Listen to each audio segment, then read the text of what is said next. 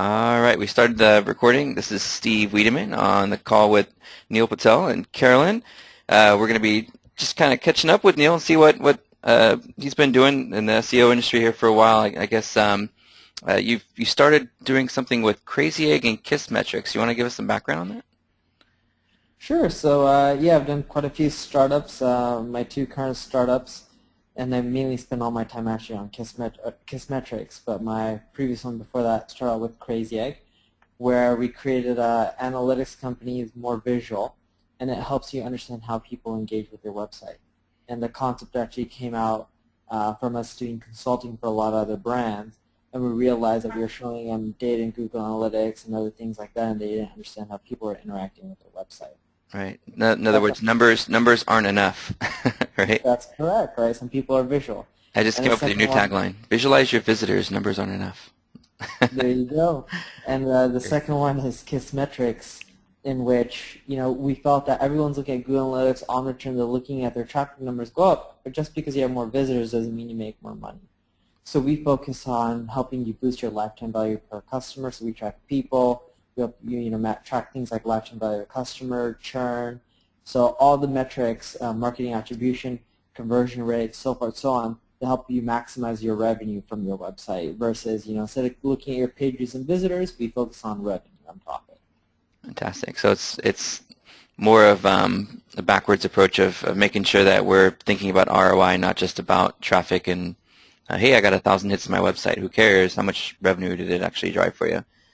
I love doing that, by the way. From a campaign perspective, I can't remember how many Google URL builder exercises I've had to do to come up with a list of tracking campaigns for UTM codes to say here's what we did with social this year, here's what we did with PPC Google, PPC Bing, and at the end of the year you sit down and you say, where should we really be allocating our budget? And if you didn't use those UTM codes or you didn't use Omniture or something larger to track, you're just guessing. You're like, well, we got a lot of traffic from that, but you don't really know unless you're using a tool like what you're doing with Kissmetrics, as I get it.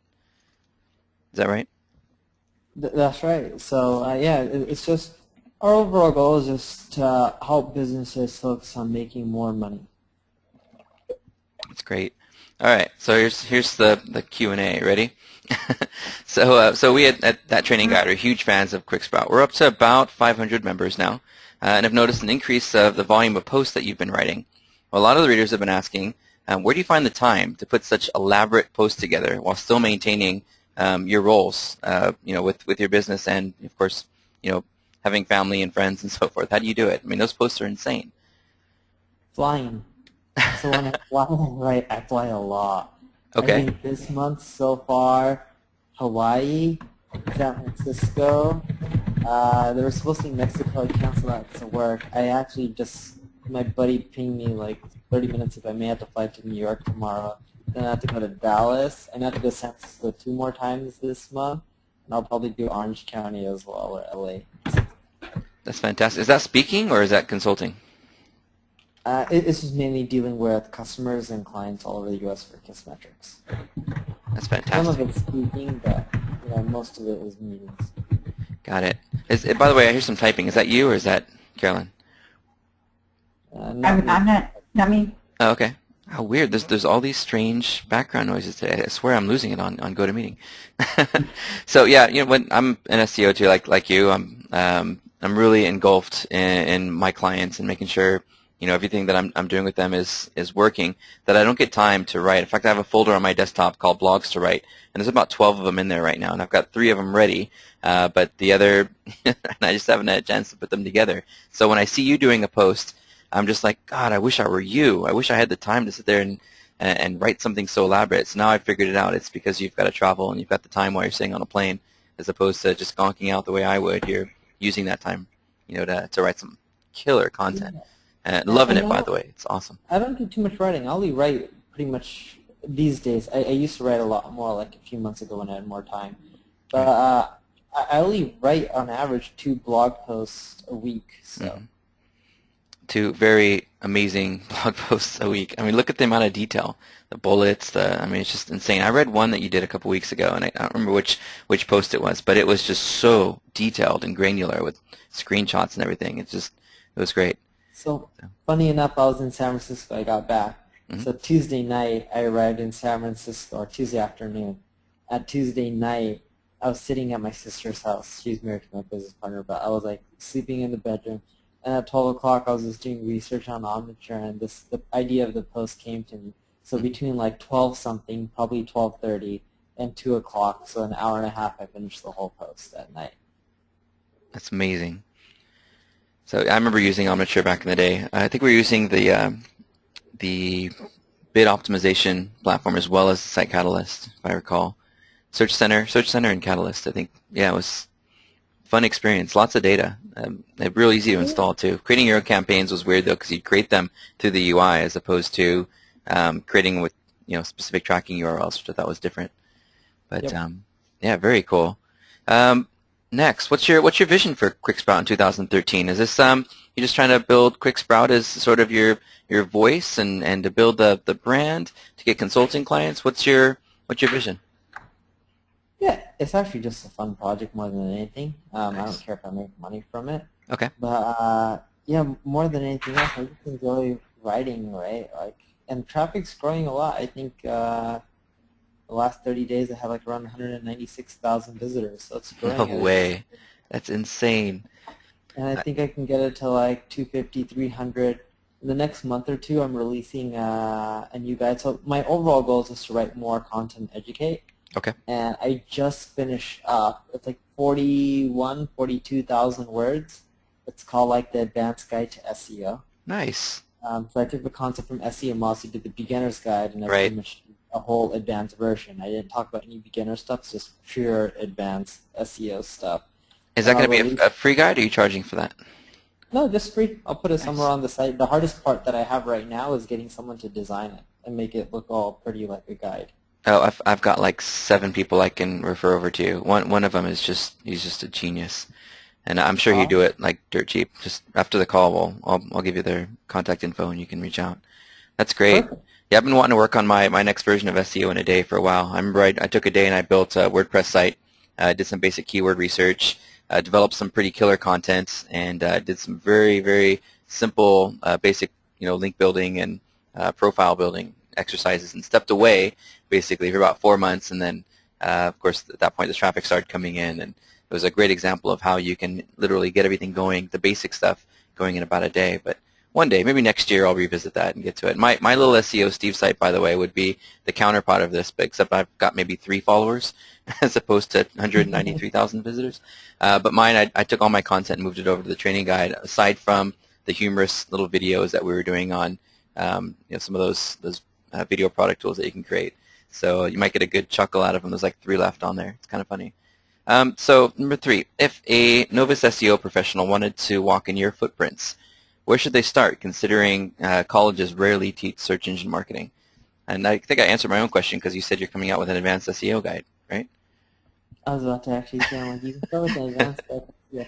But actually, where I would start off is, so take the tuition you would have spent on college and continually go to SEO conferences, and not just the conferences, but attend a lot of the workshops, and you can get your education from there. That's where I would start off. Killer. And you'll probably get some job offerings or some potential customers, depending if you want to go your own business consulting route from those conferences as well. It's true. Are you going next week? Are you going to be in San Francisco? Which events next week? SES. San Jose? San Francisco, I think. Yeah. Yep. I'm leaving Tuesday. So is that a no?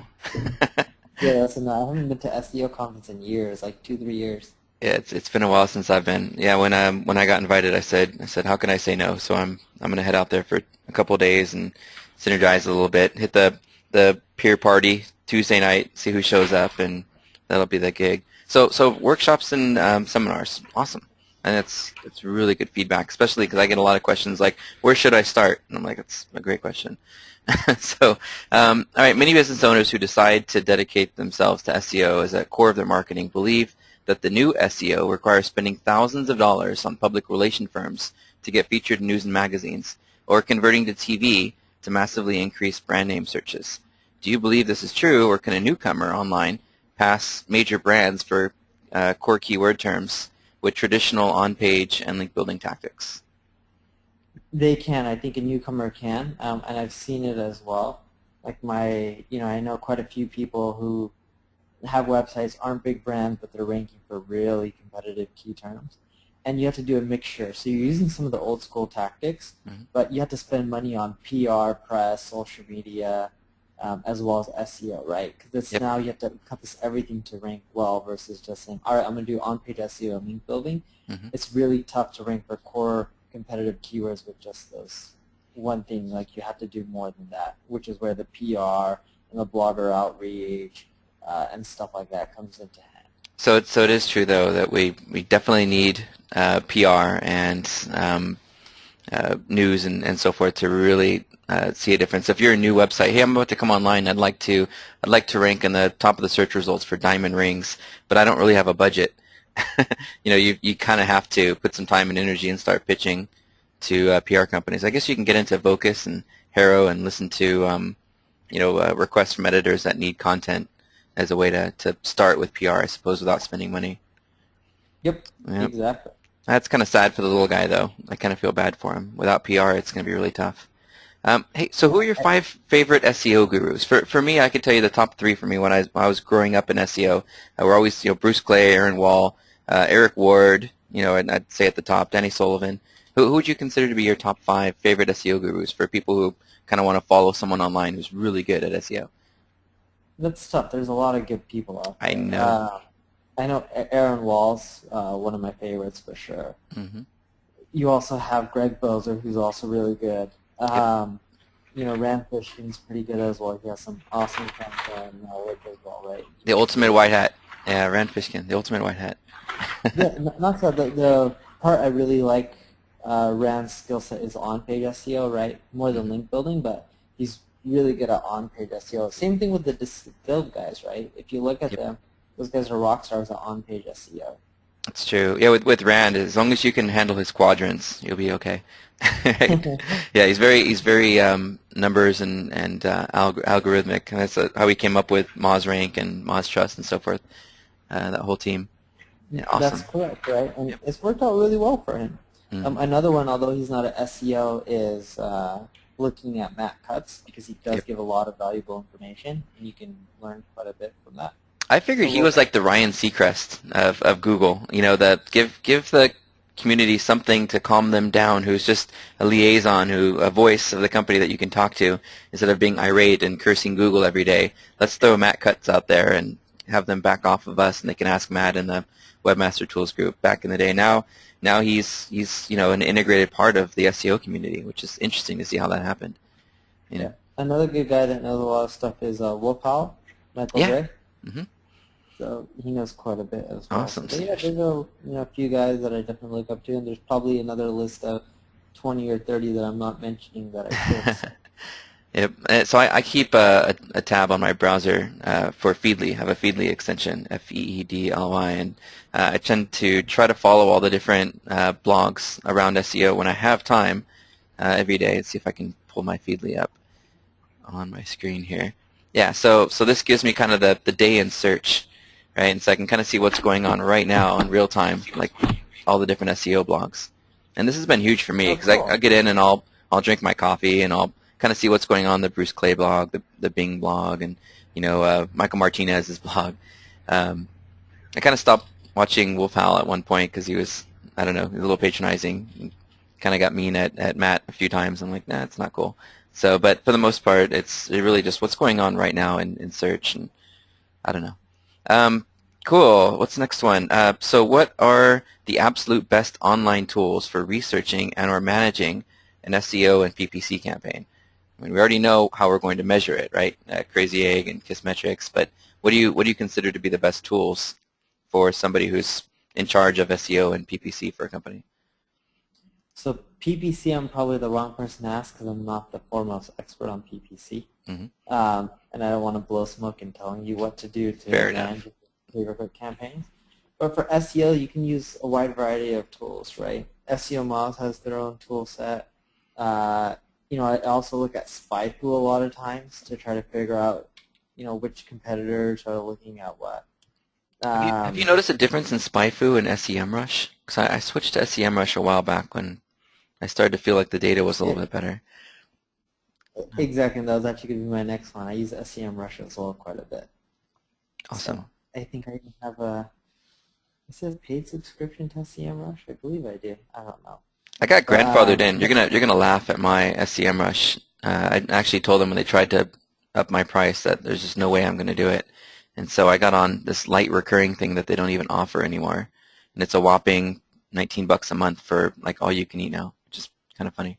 So thank the SEMrush guys if they're watching this. Yep. I pay a lot more than $19.95. Yeah. Well, I threw a little bit of a fit though. I'm like, hey, I've been on here forever, and I've been promoting you, and so on and so forth. So they hooked me up, I think. Very cool. What else? What other tools? So SEO Moz, SEMrush, anything else? Yeah, I've actually, like SEO Book has quite a few tools, and a lot of them are free too, which is awesome. Right? Have you tried Bruce Clay's tool set? I have tried Bruce Clay's tool set. I used to use it a lot more years ago, but I've never used it. I feel there's other tool sets that are quite a bit better. Got it. Very cool. All right, last big one. You obviously have a lot to offer to people in need of SEO expertise. How can our readers get in touch with you? And I don't know, can you ballpark what an agency could expect to spend if they wanted to sit down with you and help develop an SEO strategy? We know Eric Ward charges about $800 an hour for SEO. Aaron Wall charges about $2,000 an hour. We understand if you don't want to share, but we know that'll be the first question asked to us when we put the post up is, do you know how much Neil charges? Because we want to schedule a consultation with him. Is there somewhere online, like with Eric Ward and Aaron Wall, where they can book you, or is it all just sort of relative based on their industry and specific requirements? It's more so based on their needs and how long it's going to take, but I have no set price. Awesome. Yeah, I'm kind of the same way. I first look at a company or individual and see what they're trying to do, and I first figure out if I can help. Because you know what? Just because someone's good at SEO doesn't mean they can get you really high rankings for any key term you want. Mm-hmm. And there's a lot of reasons. Sometimes your site's just way too new, and you have no links, no content, no authority, and you have a shitty product, and it's just like it's going to be way too hard. So it's like first actually you have to see what you're looking for and if it's realistic. Because the other thing too is it's like if you want rankings for a term, and I know you can get them, but I feel if I get you rankings, I charge you money, but you're not going to get any sales from those rankings. Mm-hmm. It's like, what's the point? You can like I used to have a site, a customer of mine who wanted to rank for credit cards, and I ranked them in the top 5 for Google credit cards. Right. And it wasn't too long ago. And I was like, dude, you guys offer credit card processing. You're not going to get any business from the term credit cards. And they really did. They got much more money from the term like merchant services and merchant accounts and stuff like that. So it's like it's all about just trying to figure out if you can provide a customer with good ROI before you really even talk to. I know exactly what you mean. In the paid search arena, if you're not if your product's under $10, understanding the cost per click averages, and the marketplace, it's going to be very tough to compete on it with a $10 product in paid search based on the cost per click averages. So in most cases, if a client says, "Hey, I've got a really cool product, but it's super competitive and it costs $10," I would probably take the approach of media and SEO and PR as opposed to doing pay per click. But if they've got a $100 product and their margin is $50 on it, and they can spend up to $25 per sale to do it, that's the perfect candidate for something for pay per click. But yeah, like you said, you have to measure it. You have to look at it and determine, hey, is this really going to work for you or not? So yeah, I'm pure revenue based, right? So when I look at campaigns and companies and what they want, I first try to figure out how much money I can make them, and then I go from there. Do you charge for initial consultation? So if somebody wanted to go to the site right now and reserve a confidential consultation, is there a charge for that? Nope, it's all free. Sweet. So if you're watching this, you can get a free consultation with Neil Patel. Did I pronounce that right? You did. Perfect. Well, awesome. I think I got through my lightning round. Thanks for putting up with all those crazy questions. I'm sure a lot of people have been thinking the same sort of things that I have been, is how are you doing all of this stuff at once, and where should I start, and how do I become like Neil? And just great that you're able to take the time. And even though Carolyn was so quiet in the background over there taking notes, it's just been great that you've been able to put the time into it. Anything for me, question-wise, or for our audience, or any other suggestions that you have? Right now, like I said, we're about at 400 members, and We expect to be, based on our pace, probably by the end of the year, up to closer to 1,000 subscribers. Anything you want to suggest to them, or recommend, or a site you want them to check out? No, not really. Read my blog if you guys want. But other than that, you guys offer great information your guys' self, and I hope you guys hit it out of the park with that 1,000 number and probably get to 2,000. So.